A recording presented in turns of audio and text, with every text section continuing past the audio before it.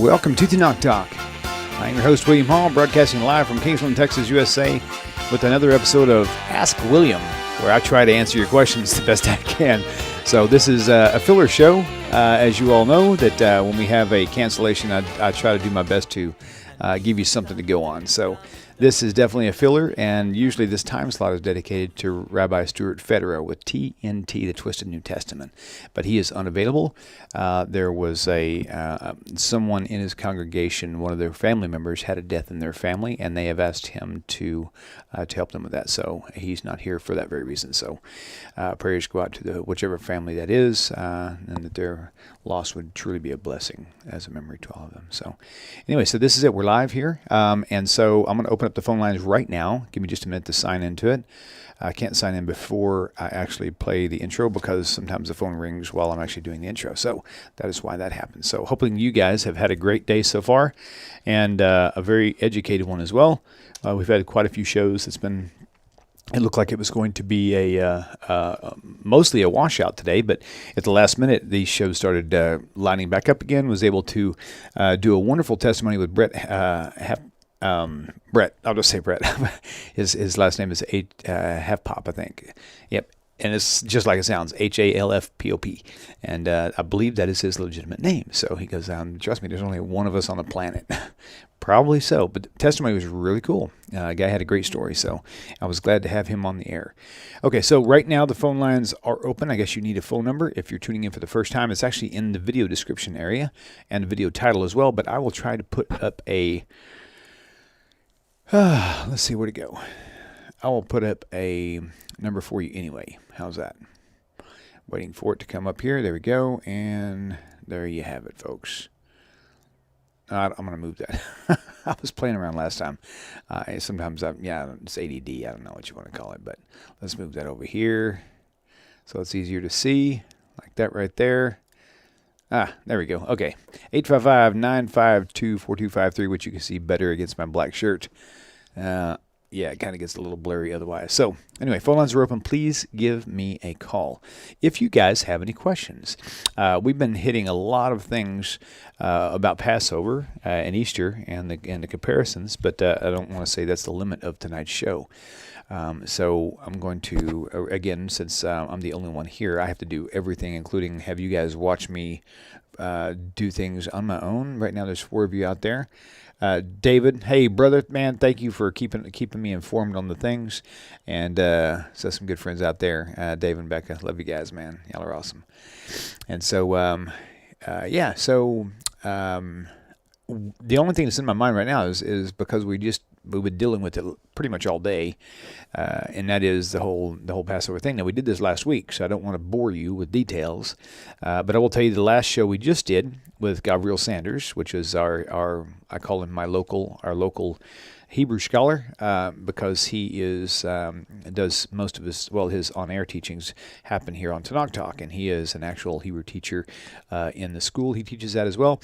And but we had a special guest on the show with Rabbi Moshe Shulman, so it was like a dueling rabbi sort of an idea, and it was nice. They had a full thing on Passover and why and how it's so much of a problem altogether for the Messianic Passover Seder, so to speak. And at the last minute, we pulled out the connection to, I had mentioned to them how a lot of Messianics will actually say that a Torah scroll itself, if you've ever seen one, let me put it this way, if you've never seen one, a Torah scroll actually has scribe marks on it where they will take and score the actual parchment with long straight edges so they can make sure that the letters are the right sizes and that they stay within the boundaries, and it also looks it looks like it's actually appealing to the eye. It doesn't look sloppy. And so, but they'll use the fact that it's stitched together, the parchment's stitched together, right? And they'll say it was pierced, right? And it was bruised, because if you look at parchment, especially stuff that's a little bit older, you can see, even fresher parchment, you can see different discolorations. And they say that's the bruising that Jesus beheld and all this other stuff. And so, but one thing Shulman brought out that I didn't actually count on or think about was, everything back then was actually stitched that way. So you can't say that was done that way because of Jesus, because if that's the case, every other writing where people were making books and scrolls, every other writing was because of Jesus. And of course, there's a lot of pagan writings back then too that would have nothing to do with Jesus. So you can't say that as a proof.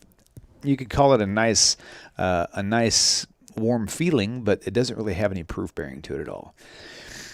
855-952-4253. Somebody call right now at least and let me know that my phone lines are connected properly, because otherwise I might not know. I could be getting calls, don't even know it. And so I'm going to look at the YouTube now and see if there are any questions there in chat. Raymond Reef, it's good to see you, brother.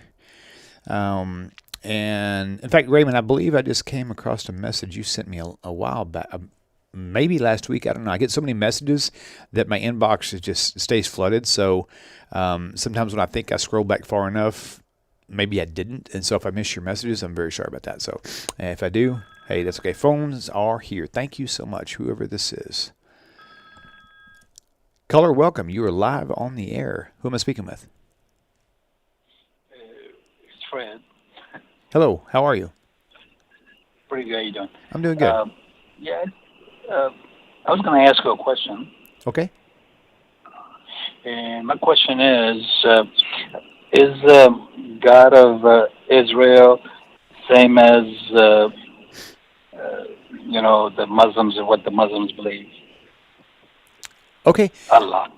Okay, very good. That's a great question. I'll do my best to answer it. And just for your benefit, there's a few shows that we have done in the past with Rabbi Tovia Singer where he has discussed this very topic as well. I'm going to do my best to remember a lot of what he said so I can kind of translate it here and give you the best answers that I have stored up in my brain right now. Okay, so thank you so much for calling in. I appreciate it. Okay, all right. Go ahead and hang up now. You can tune in for the answer. Okay, thanks. Okay, that's a great question. So, is the God of Abraham, Isaac, and Jacob the same God of Islam? And so, I've heard compelling stories both ways. Personally, I don't know. I used to think I knew, and my answer used to be definitely not, no way possible. But the more I'm finding out, maybe so, man. Maybe they've got it. Maybe they just identify him through a different name. But part of me still thinks no, but I don't know. See, the thing that really plagues people, in my opinion, is the news. And that goes in every aspect. When I was a child, I'll give you an example. When I was a child growing up, I was afraid of black people, because the only time I ever saw a black person was on the news, and the only time I ever saw a black person on the news is when they did something wrong. And so for a long time, I grew up terrified. If I saw a black person, I just wanted to go hide, right?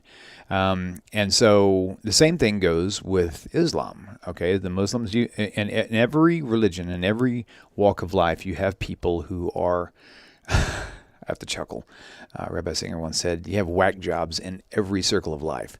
And so even Christianity, even in Judaism, you have wackos, and that's just a truth of nature. But the problem is, the news is our resource for putting people in boxes. And unfortunately, everything I've seen on the news here in America as an adult, even anytime it had anything to do with the Muslim regarding Islam, it was always negative. So it makes you think, wow, these guys are wackos too. You can't trust a Muslim, right? But over the years, I have actually met more than a handful of Muslims.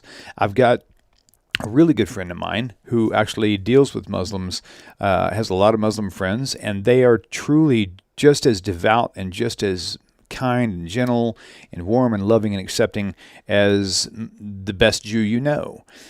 So just because we see things on the news doesn't mean that that's how everybody is, right?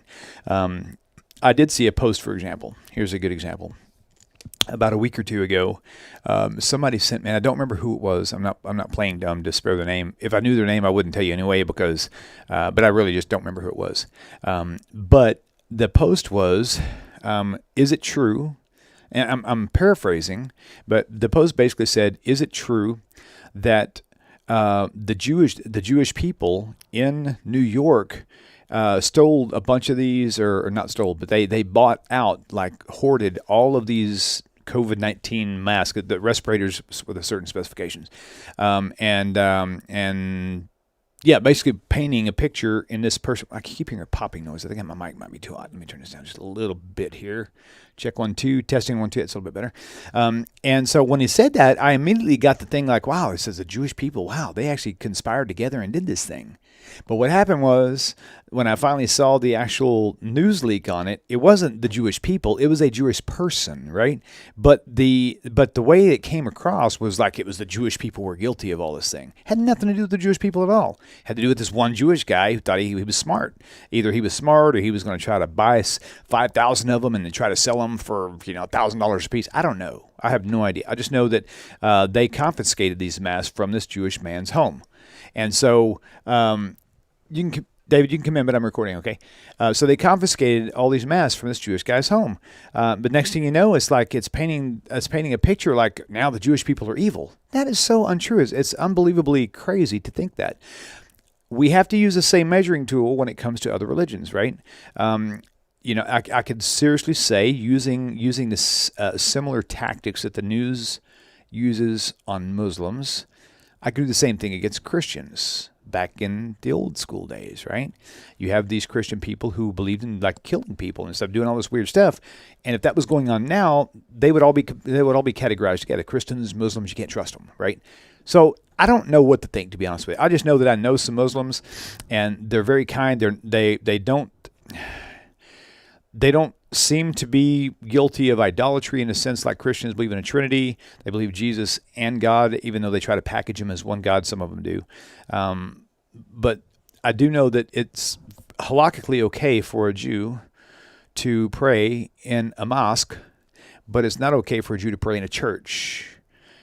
Reason being is because of the idolatry factor. And so some people would say that's not true because they believe, that so-and-so was like Jesus, blah, blah, blah. And it's like, you can't always trust everything you hear just because you heard it on the internet. Research it further. My guess is if that question was really occupying my afterthoughts all the time, I would certainly spend more time researching it and try to find out. But don't research it from the bad guys or the people who don't like them. Go to them and ask them, tell me about yourself. That's what I recommend, right? And so so that's pretty much it. That's the short side of my answer. Again, if you're curious about this, there are videos. If you go to, I don't know how to search for it. I could look it up now, but it's going to take up some airtime, and I don't want to bore you guys with me typing in things. However, if you're on Facebook and you have a question you don't want to call in, all you have to do is type in the @ symbol and then Tanakh Talk, and then state your comment, question, whatever, and it'll put up my name or Tanakh Talk in a bold yellow banner or orange banner, and I can just scroll through them really fast and just find out exactly where the questions are. Otherwise, I have to stop and read every post, and I watch videos where people do that, and that is really boring, and I don't want to bore you. I'm doing a good enough job already. So anyway, yes. Did you need some? You do? What do you need? Huh? Oh, then you have to wait till we're done because I don't have a little bit right now. So I'll be about another 45 minutes or so. Enjoy the break. There's some water in the refrigerator. Cold ones in the fridge. Look like you could use one. So my son, check this out. I'm going to see if I can pull this up for you. This will be fun. So my son, he's 14, and he already knows how to drive my truck. He already knows how to do all kinds of fun stuff. But I actually had him build a shelf for my wife that goes in the pantry area, and I knew he knew how to use the tools because I've seen him, but I didn't know if he could actually pull off the measurements and do the assembly factor of it. And boy, was I pleasantly surprised. I was so proud of this kid. So I'm going to go to gallery and I'm going to pull up this picture. I don't know if you can see this picture, but I'm going to try to show it to you anyway. Let me turn it sideways, and I can look up in my bifocal here. Now I'm going to have to hold it really steady up next to the camera to get it focused in, but oh yeah, you can see it. That's him. Oh, trying to get it square and flat to the camera. Right about there. And so he did it exactly. I mean, he had a speed square. He marked off all the lines, everything perfectly measured. Used a miter saw to cut all the cross members, and same thing with the arm, the long parts of it. And it's exactly like I asked him to do. I was so delightfully impressed with this kid. I'm very happy. Anyway, so good job, son. I'd be even happier if you'd bring me a cold water too. Actually, it wouldn't make me happier, but it might pacify my thirst. So, okay, phone lines again open, guys. I don't have a lot to talk about, so if you don't want this to be a short show, give me a question on Facebook or put a question here. That was a great question about the Muslim thing altogether, because it is a pressing thing to a lot of people. So, anyway, very good. Okay, there we go. Maximo, Tanakh Talk. Who or what is the arm of the Lord from Isaiah? Okay, so here's the thing. Pretty much every question you could ask me, you could find it on my channel by typing in the question, Tanakh Talk, and then the question. It'll track something down. Pardon me. And thank you, Lord. All right, so I know that in Christianity they do use a lot of these terms to try to further prove that Hashem, aka God, but okay, so Hashem, our creator of the universe, took on bodily character, right? So it took on bodily form. So you have the idea of, here was his arm, there's a hand of the Lord, and Moses saw his, his God put Moses in the cleft of the rocks, and Moses saw his back, right? So you have this visualization of a body all the time. But most of what I'm seeing is metaphorical. I'll give you, to further that example is a lot of people like to argue that Moses did see God's face and he lived, but it doesn't say that Moses actually saw his face, right? Here we go. I'm going to take this caller. This is a longtime viewer of Tanakh Talk, John Anon, and I'm not sure if he's still Christian or whatever, but we're going to find out. Probably has a great question anyway. John, welcome back to the show. It's been a long time. How are you? Good. Very good, sir. What is your question for tonight, sir? I noticed that Bill Gates is wanting to promote a vaccine for everybody and a mark in their hand. What do you feel about this mark that's going in people's hands? Because Christians believe it's the mark of the beast. Okay, yeah, fair enough question. I don't do politics or news basically in that, but this isn't really politics. This is a different thing. So I'll keep you on the phone for this because my answer is probably going to be unsatisfyingly short. So okay, I know that in Christianity they have the whole thing with the mark of the beast, and then they have even Carmen had this whole Christian video with the 666, the number of the beast, and all this other stuff, right? And so from what I found out, the number, first of all, the number of the beast isn't actually 666, and so for all of you people out there who got the 666 tattoo because you were trying to express your darker side, you got to go back and do some research on that. It's not really 666, but the hand thing, the mark of the beast on the hand, whatever the case may be, or I think that a lot of what the New Testament has done is that they have taken so many things from Judaism and they've put a different spin on it, or they've used the same story and just wrapped it in a different package. Let me give you a better example. So in Judaism, halakha, the way they follow their teachings of the Torah and the oral Torah is that if any person and their life is threatened, whatever the case may be, they're obligated to spare their life, right? I always thought that if a Jewish person was threatened with death, or either convert to Christianity or die, that if they converted to Christianity, they would go to hell. That is just simply not true, right? And so, in the event that the things happen the way Christians do say, and someone doesn't, if it was a Jew or whatever the case may be, even if that was prophesied in the Old Testament that this might happen, even if I decided no, I'm not going to do that. Maybe I might starve to death, or I'd have to go live off the grid to, grow my own food, whatever the case may be. But spiritually speaking, there would be no recoil for that in a bad way, because it is a commandment to preserve life, and that's also why it's a violation of murder for a person for committing suicide. You can't do that. Now there are exceptions to that rule, but we just did a show on this recently. But all that's tied together. So even if that was the case, there wouldn't be the recompense like the New Testament is actually telling you. That's basically the short answer. So hopefully that wasn't too short and brief for you. Okay. Thanks. Okay, John. Thank you for the call. Bye. Okay. Yep. Very cool. Okay. Awesome. You got another question? Yeah. You got a question for me? No. For the show? No. For the show? No. You do? You don't? You do? You don't? What is it? What you got? That camera you took, can I take it back or no? Which camera? From my locker that I was using I'm actually using it. It's actually attached to this pole right here. My son is becoming quite the videographer too, and he's wanting this C920. However, what do you got to do? You got to do a show or something? You got a rabbi you going to do a show with? What's up? What? No, I just want to Skype chat my kid. Come over here real fast. Come here. Come here. Don't be bashful. You can be sitting in this chair one of these days. Over here on this side. This side. This side. Squat down. Squat down. Now say hi. Hola. That's my boy right there.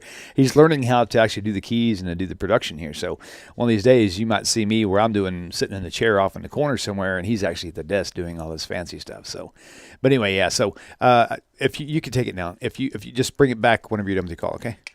And then there you go. All right, love you, kid. It's not even actually attached, but don't let it snag on anything, okay? Love you. All right, cool. All right, very good. You're welcome. Love you. Okay, so. All right, very good. Looking at how long did it take you to tell your dad? Okay, this is from Dave and Becca Lynn on Facebook. Let me make sure there's no question before that, and there isn't, so that's good. Okay, so from David and Becca Lynn, my friends, how long did it take for you to tell your dad that you no longer believe in the J-Man and Yashke? Now, comment real quick. I used to be curious. I thought whenever the Jewish people referred to Jesus as Yashke, I thought that was just like their... Being honest with you, I thought it was a retarded nickname they were doing to Caller, sit tight. I've got you on the air, but don't hang up. I'll be right with you in just a minute, okay? Caller, okay, sit tight just for a second. So I thought they were being kind of disrespectful, kind of like giving him a negative nickname, but actually, in reality, it's not true because there's part in the Torah where it says, be ye circumspect and do not even mention the names of other gods. So it's kind of their way of actually following that commandment. So going back to this thing, so when he says J-Man, that's really a good thing because you really, even if you use the term Jesus, and if you're not a follower of the New Testament anymore, you shouldn't say you Jesus Christ, because then you're actually kind of saying he is Jesus the Christ, the Messiah, and he wasn't. So you kind of got to watch that as well. So J-Man's good, Yashke, whatever. And sometimes when I type his name out, I'll just put JSUS and not spell it out completely for the same reason. So, okay, going back to the question. So most of you know, a lot of you might not, but I was raised up Christian, but then my dad about 28 years ago, almost 30 years ago, switched from Christianity, mainstream Christianity, which involved non-denominational Christianity as well, and he switched over to learning Hebrew and actually becoming a Messianic teacher. And so he called himself a rabbi, but I'm just saying he was a teacher, a Messianic teacher. But for 28 plus years, he was identified by his peers and all of his congregation members and followers as a rabbi. But he wasn't actually, he never actually had a smicha, the right smicha. So, but anyway, point being, my dad, to answer your question, I'm trying to get this, I'll try to package this short because I don't want to take a lot of time on this. I want to make sure I get to this caller really fast. So, it took me probably, thinking back, only about 3 months from the time that I decided to leave the New Testament behind, because we already had our differences due to some technical issues that was going on in the synagogue that I was not approving of. And so we already had a little bit of distance set there anyway. If we were closer the entire time, he would have found out right away. And then and I know it would have caused the same problems. But in the end of the day, it basically ended our relationship. I tried to, renew that spark handfuls of times, but he was just not open to it. And it was never a good thing. And then, fortunately, just before he passed in January, this past January, I sent him a text in November, which is like right around our Thanksgiving holiday season in America. I sent him a text and said, "Hey, Dad, I love you. I've been thinking about you a lot and just want you to know I still care about you." And he responded back and he said, "Same." That's all he said, one word, same. But that was all I needed, that right there, because we had fought for so long. And that was the first peaceful conversation he ever sent me back. Every conversation we had before started off good, but then he would get nasty and say stuff. That was the only conversation we ever had where he just simply said, basically, "I feel the same. I love you, son." I read into that a lot, and that was needed. And then he wound up passing in January. So anyway, so I've got another caller. But I don't know if I hit this button, if I'm going to hang up on the first one there, but I don't see the other caller. So I'm going to answer this call now, okay? So caller, if I missed you, call back because I didn't mean to make you wait so long. So, caller, welcome to the show. You're live on the air. Please tell me your name and what's your question. Well, Hi, William. This is Ethel. Hi, Ethel. Right, and it's my first time calling you. Oh, welcome. Welcome. I'm watching your video right now. Awesome. Welcome to the show. And well, thank you. Listen, I'm really I'm proud of you. You know, it's tough. I know. I myself, okay, I am Jewish. I was born to a Jewish mother who did not realize that she was Jewish. Okay, she actually was brought up Christian, right? And I went through the gamut of the entire thing. Okay, I mean, I came up Christian and totally turned my back on it when I realized, okay, just how much bogusness, okay, is involved in Christianity way from the beginning. If I sound a little nervous, it's because I am. That's okay. Don't be nervous. I wasn't expecting to actually get through. I'm just as nervous as you are. But so. You know, yeah, I know. It doesn't usually happen to me because I'm actually I'm somebody that is kind of known. All right, I'm actually a public personality, but I'm having trouble today talking to you. Okay. Ask me why, I have no clue. That's okay. You know, I let me tell you the truth here, okay? I'm known as the supervising director for the World Film Institute over media, okay, for the Family Film Awards. Wow. Okay, that's who I am. Okay? Nice. And I work with Olympia Giullini, except right now, not working.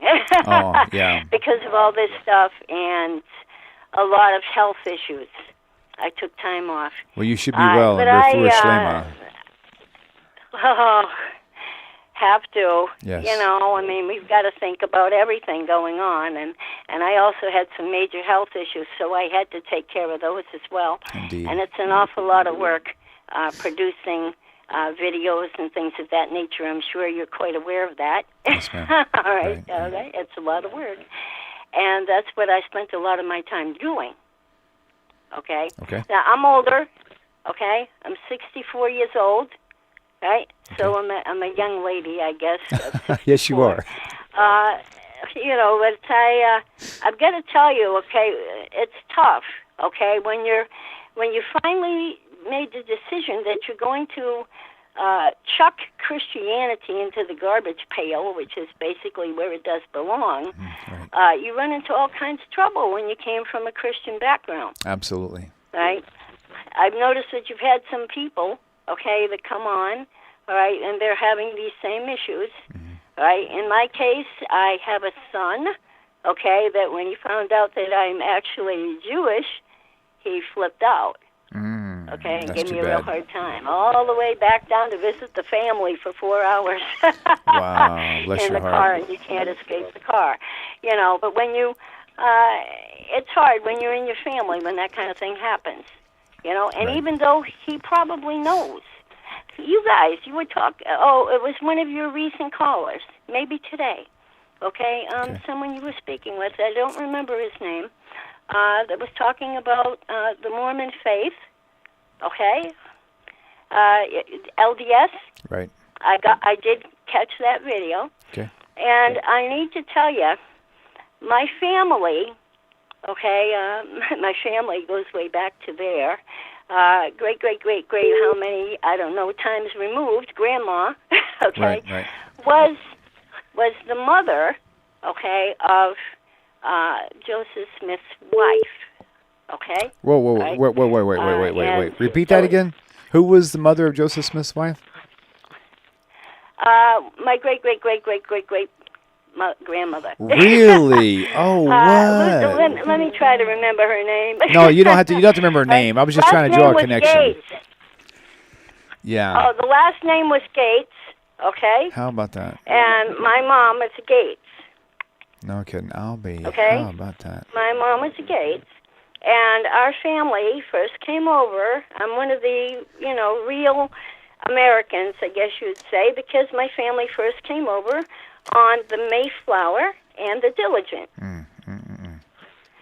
How about that? You know, so we've got a lot of history, okay, and but I'll tell you what, it's very tricky because people don't realize that there were actually Jews that came to America, all right, in the beginning, right, all right, and they were escaping persecution. Right, absolutely. A lot of people don't realize the history behind that. Yep. You know, and so we ended up hiding exactly who we were. You know, all over all these years. Wow. Okay, time goes by, and sometimes the families they lose their connection. Right. Okay, right. So I was one of the first. Okay, in many generations. Okay, who decided that I was going to return to Judaism. Wow, that's amazing. I was going to make that decision. So I've been back to my faith. Okay, for 4 years. Wow, Baruch Hashem. 4 years. Yep. Very and, nice. I never made a better decision in my life. Good for you. You know, because it's so much blessing. You know, being close. With other Jewish people, and knowing that Hashem is truly in your life. Right. Okay, and that He really cares for you. He loves you. And He cares for everyone.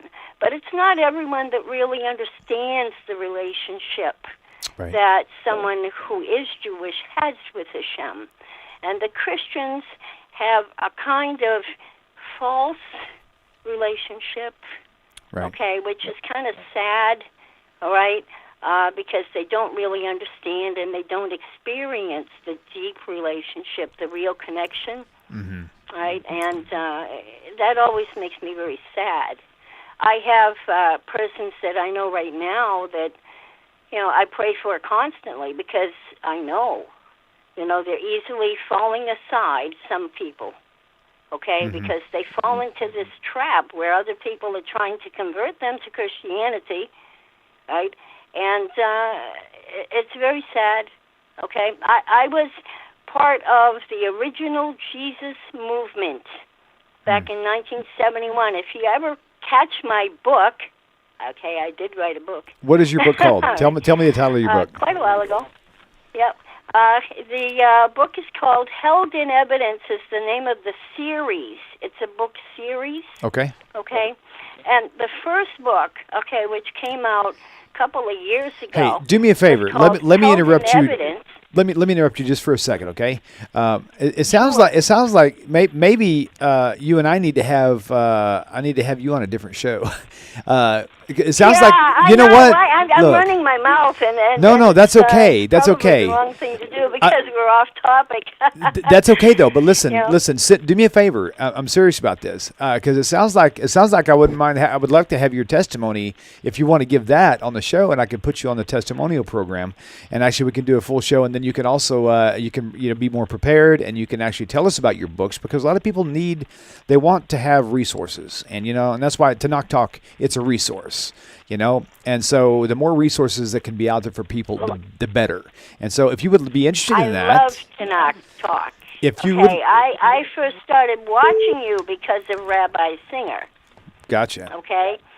You were doing his shows, and you continue to do that, and I'm so happy that you carry those because people need that information. Right. I can't tell you how many times I share those shows. That's awesome. Right, because he knows his stuff. Yes, right? he does. And yes, he very does. Very important. Do you have my email address? I'm going to put it up on screen right now. So I would like for you to send me an email with your contact information, or just even with just your email address, and let's coordinate a time to get you on. In fact, now is time to actually. We just ran out of. I've got 4 testimonials left that I had out of 25, and usually I go through 25 at a time, and so. Start getting more names on that list. If you would like to be on that list, let's talk about it. Let me put you on there. We can actually do an interview with you. Would you be interested in doing that? Absolutely. Oh, fantastic. I love to talk when I'm not nervous. I'm even better at it. I feel you totally. So let's do this. Let me put that up on screen right now. That way you and everybody else will have it as well. And that is going to be right. Actually, that did not do it. Actually, it'll help though. I'm going to put this up right now. And I'll just tell you what it is. So, okay. So TanakTalk.com is the website. And yes, I know for all you Jewish people who actually know how to read Hebrew and speak Hebrew that's not spelt right, it was the only website available at the time. I had to choose that spelling because Tanakh was already taken. Tanak was taken. So I was like, what do I do here? And so a friend of mine suggested Tenak. I'm like, hey, that works. Let's do it. So that's how we ended up with that. So TENAKTALK @gmail.com. This what you see there is actually TanakTalk.com, but just the Gmail is TanakTalk @gmail.com. Send me your information there and just brief me again on our topic. And are we friends on Facebook, you and I? Yes, we are. Great. Actually, you accepted my friend's request. Oh, perfect. I will send you a few things. Okay, I'll great. show you proof of who I am and Okay. everything. So you'll get a complete package. That's wonderful. You'll get some articles I've written. You'll love it. That sounds great. That sounds great. Okay. Okay, thank you so very much for calling in. I really enjoyed talking with you. Thank you. And I look forward to seeing your information on Facebook and through email, however that works out, okay? Okay. Okay, All dear. right. Have a great day. Thank you for doing these Yes, shows. ma'am. Yes, ma'am. All You're very right? welcome. They're very important. Thank you. Thank All you. right. God bless. You too. Thank you. Shalom, shalom. Bye-bye. Okay, awesome. Okay, so I was going to tell you guys, when you call, if I'm on a call, don't just hang up. Leave me an actual message in the form, put your name and a question. And if you're doing that during this show, I will go back and play your actual voicemail, but we don't need to. So let's take this next caller. Caller, you are live on the air. Please tell me your name and what's your question. Hey, my name is Holly, and I'm from Mississippi. Hi, Holly. How are you? I'm good. How are you? I'm great. How can I help you tonight?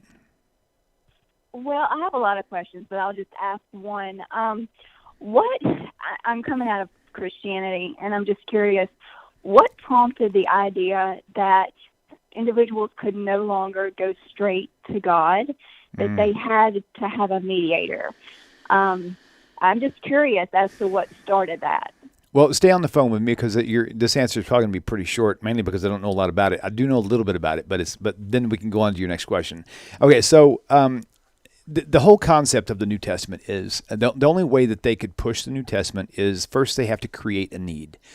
I don't know why the whole Jesus thing happened, but there's been some really amazing claims that would suggest that the Apostle Paul, actually started the Christian religion.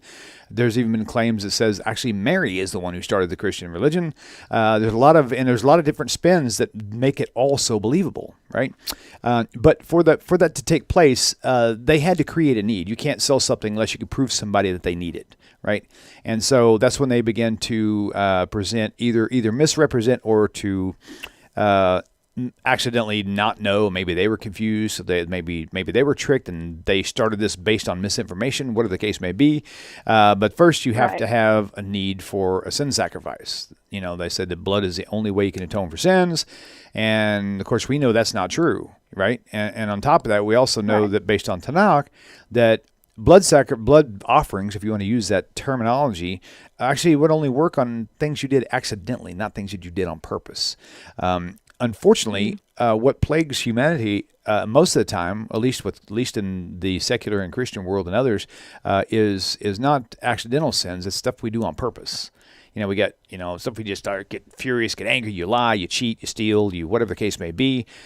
You look at things you shouldn't, and get engulfed in relationships you shouldn't be doing, behaviors and all this other stuff. And these are sins of rebellion. There is no blood sacrifice anywhere in Tanakh that covers the sins of rebellion. And so, but they made it work because they told you that it did, that you needed blood to sacrifice, that was the only way to be forgiven for your sins. So, using that whole idea, that's kind of the full package. They created a need. They made everybody believe it. They believed it. So now everybody's starting to reach out to this mythical savior that's going to save you from all this stuff. Why that is, honestly, I have no idea, because Paul's deal was, he was the first author of the New Testament. Right? His writings surfaced before the Gospels, many years before the Gospels. And so, I've heard one teacher say he fell off his horse.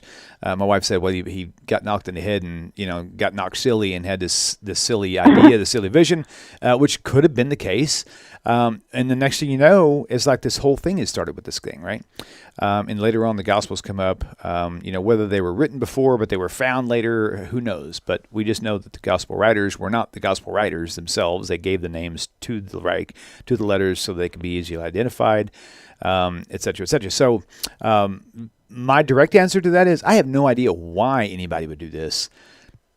I have no clue. I really don't. All these years of study, I don't know why that would happen. I just know the ins and outs as far as to how it's wrong, right? And that's the best I got. So maybe that would be a great question, actually, to spin maybe Rabbi Singer or something, and maybe we'll title it that, and I'll call you out on it.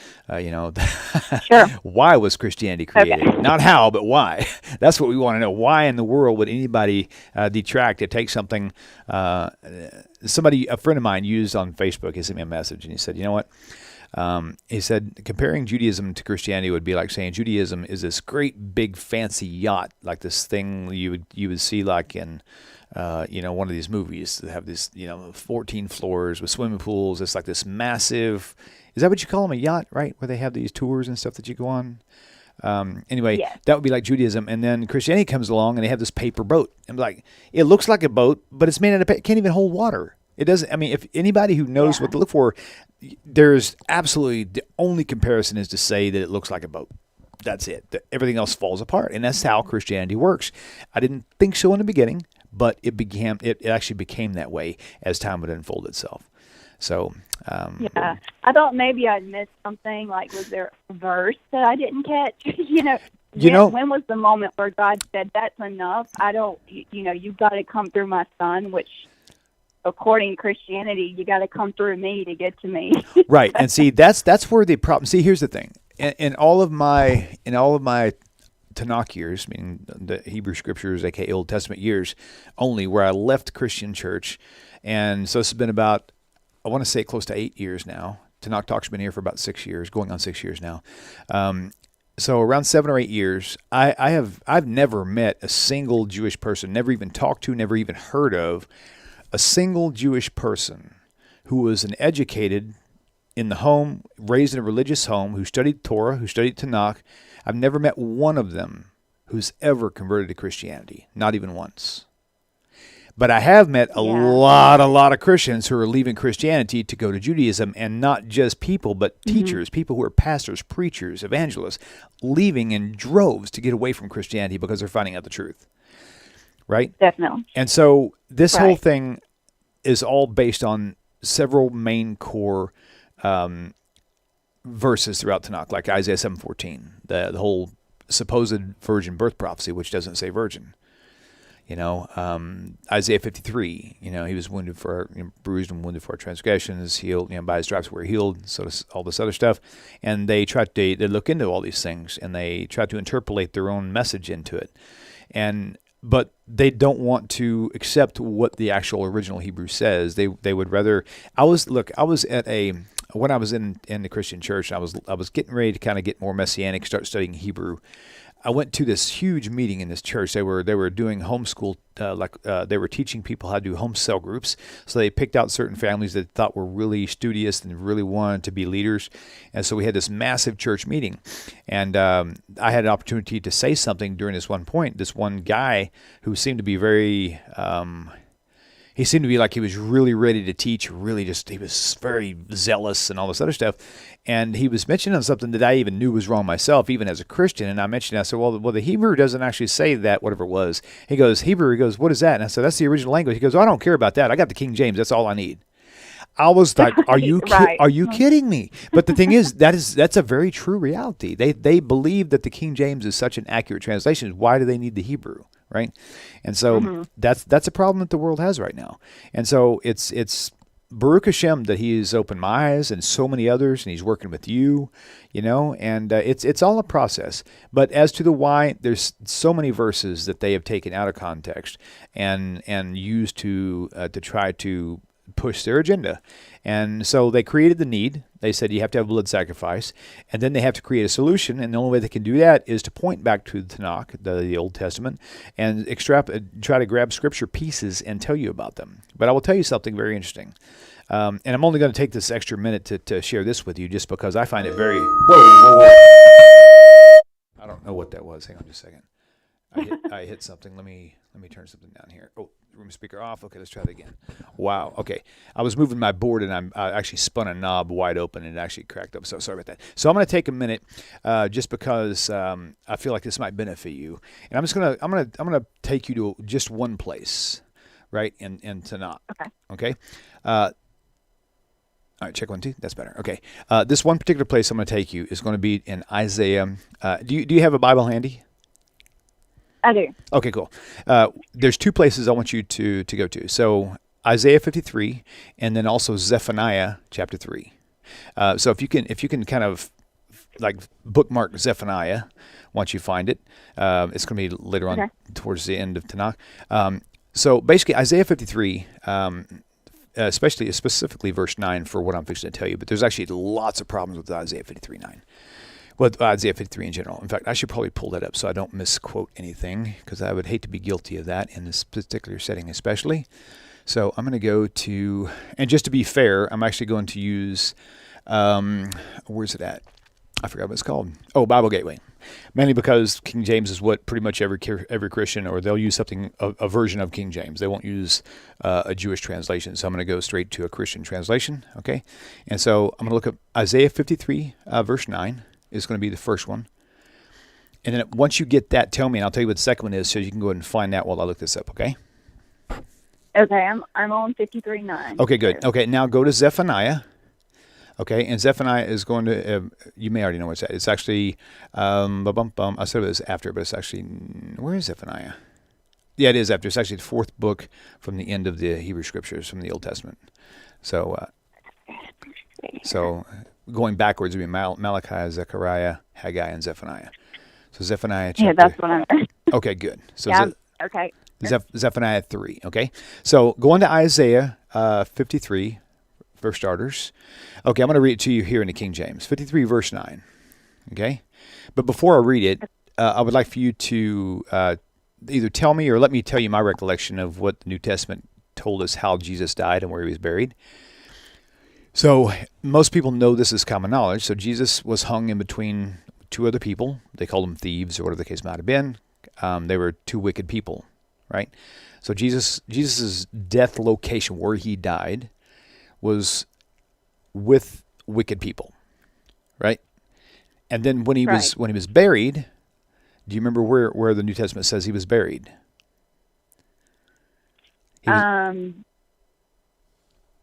Joseph of Arimathea was a very wealthy man, and he was buried in Joseph's tomb. So his grave was in a rich place. His grave was in the tomb of a rich man.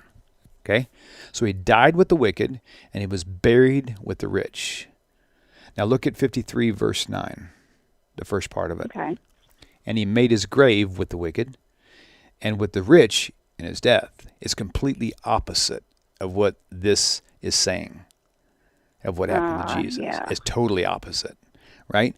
And furthermore, now when I went to go through Zephaniah, the second part will apply to Zephaniah, because it says, because he had done no violence, neither was any deceit found in his mouth, right? So look at Zephaniah chapter 3, verse 13 for me. Okay. And I'm going to do the same thing. I'm going to pull up here and make sure I got the verse right.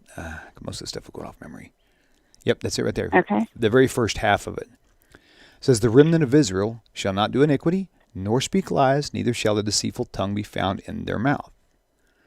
This Isaiah is not talking about a person. It's talking about the remnant of Israel. All these signs. Yeah. Okay, and furthermore, going back to Isaiah, the Hebrew word for death, like with his rich in his death, is actually plural. It's not singular. And so we're talking about many deaths, not just one. So that's just one example. I mean, these examples are all throughout the entire Tanakh, how the Christians, I don't want to say the Christians, whoever wrote the New Testament, had abused and really violated the Hebrew Scriptures to push an agenda. And they did it so maliciously because they knew that people didn't have access to that type of thing. They didn't have direct access to it or even understand so many things, right? So the whys and the hows, they're starting to come unfolded now. I'm still puzzled at the why, but we're finding out the hows. My question to add to your question is, the people who claim to really be in the authorship of the New Testament, supposedly they were supposed to know Hebrew, so how could they be misled by it themselves? So there's a lot of questions there. Right. All we know is that it's wrong. It would be nice to find out more as the why. Why did they do this to begin with? That's actually a question I'm not even sure we've ever discussed before. We've discussed the how many times, but not necessarily the why. So, Okay. cool. Okay, well, there hasn't been any more callers calling in. Do you have another question you want to throw out there? You said you had a lot of questions. We've got time. It would honestly probably take a minute. It's just I have questions about the time of Jacob's trouble and how some Christians are comparing that to Revelation, and they're even saying this whole COVID-19 crisis is the time of Jacob's trouble, and how everything is just blamed on the Jews, and it makes me very angry. I want to just speak up but that will lose my southern temper on them. So you know what? I would like for you to call in on one of Rabbi Tovia's Singer shows and ask that very question, because that's something he would be really, really good at explaining. That's definitely probably a lot more than I could probably get into. At least now, I would have to actually research it, and I could do that. But he does stuff on the fly so well because he's just been around it for so long, and he's so good at this. And so the other rabbis. I mean, even Rabbi Federow tonight's show I'm doing this in place of Rabbi Federow's show because he wasn't available. Even he is a great one. You could ask any of the rabbis, and they could really just take this deep for you. All we do know is that the Christians use so many things. They've stolen things. They literally have stolen stories from Tanakh and reproduced them in the New Testament to make them more believable, and it's at the time I was a Christian, it made sense. Hey, listen, let me go ahead and hang up now. I'm going to take this next caller, but definitely call in on the show and send me an email to knocktalkquestions@gmail.com, okay? Okay, thank you so much. Bye-bye. You bet, bye-bye. Caller, you're live on the air. Please tell me your name. Where are you calling from? Yeah, I'm Paul Stamba from Cleveland, Ohio. Paul, welcome. How are you? Oh, good. I had a question about the 2 Kings, chapter 10, where Jehu fulfills the word of the Lord and kills, cuts off all the seed of Elijah's sons. But then he goes on to do more idol worship, but God still blesses him. So I kind of wanted to know the difference between what you knew about Baal worship and then the son of Nebat. Tell me it was. And that's it. Tell me what chapter and verse you mentioned again. I apologize. That's 2 Kings chapter 10. Gotcha. Okay, I'm going to look into it right and now. I'll go ahead and hang up. And okay. Listen. I may not be able to answer your question, but I'm going to look at it real fast because I might be able to. We'll see. Okay, but go ahead and hang up now. And if I can't, then I'll go ahead and push this off for Rabbi Singer or one of the other rabbis, or maybe I can see some maybe even you can check in the chat too, because sometimes a couple of my rabbis will actually be in the chat room and they might be able to answer questions there too as well. Okay. Okay. Thank you very much. Thank you, sir. All right. Bye-bye. Okay, so 2 Kings chapter 10, right? Okay, I'm just going to take a quick glance at this, guys. 855-952-4253, guys. So if you want to call in, that would be the one. So, yeah, I'm not sure. So, okay, there we go. Israel, verse 11.